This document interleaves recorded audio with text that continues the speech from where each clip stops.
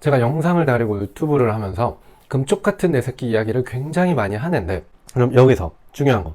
금쪽 같은 내 새끼. 우리 금쪽이는 아이가 문제가 있을까? 부모가 문제가 있을까? 오늘은 이 부분에 대해서 한번 이야기를 해볼게요. 자, 우리 아이가 달라졌어요. 과거에는. 그다음에 지금은 금쪽 같은 내 새끼라고 했을 때, 이 방송 작가들이, PD들이 이제 광고에 내보내는 거는 아이들의 문제 행동을 내보내요.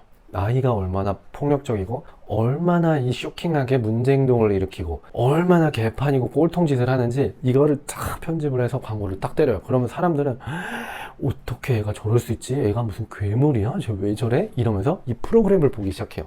봤을 때 그러면은 모든 사람들의 초점은 아이한테 가 있어요. 아이한테. 쟤 왜 저래? 쟤 귀신 들린 거 아니야? 쟤 무슨 문제가 있어? 여기에 다 초점이 쏠려서 아이만 탓하게 된다라는 거예요. 아이만. 근데 조금 생각이 있는 분들, 그 다음에 저처럼 이렇게 뭐 부모 교육을 한다거나 심리치료에 있는 분들, 아니면 이렇게 상담을 받아보신 분들은 관점이 좀 다를 거예요.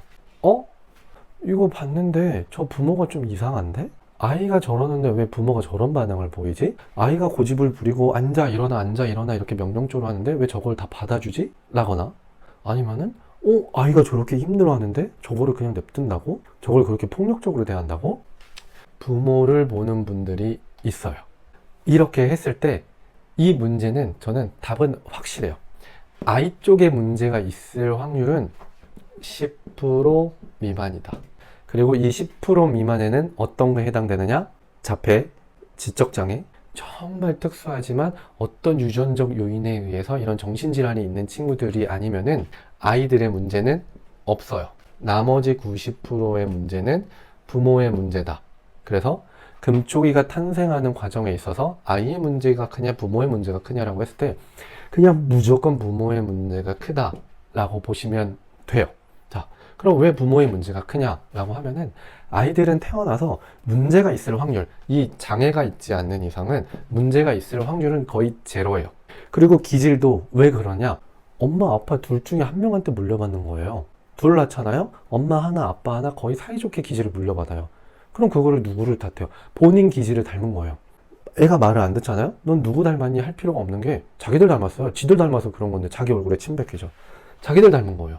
그런데 그거를 이해하지 못하고 아이의 기질도 모르고 성격도 모르고 그냥 내가 막 키우고, 내가 어떤 부모인지도 모르고 내가 어떤 결핍이 있는 사람인지도 모르는 상태로 그냥 막 키우다 보니까 애가 망가지는 거예요. 그럼 이게 누구 탓이에요?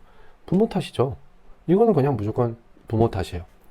그래서 이번 결론은 매우 쉽게 났지만, 제가 드리고 싶은 말씀은, 아이들이 문제가 있을 때, 또 제가 일하는 이런 센터에 찾아왔을 때 우리 아이가 문제가 있으니까 우리 아이를 고쳐주세요 라는 것보다는, 우리 아이가 이런 문제를 보이는데 내가 어떻게 하면은 이거를 해결할 수 있을까요? 이런 관점으로 생각을 전환하셨으면 좋겠습니다.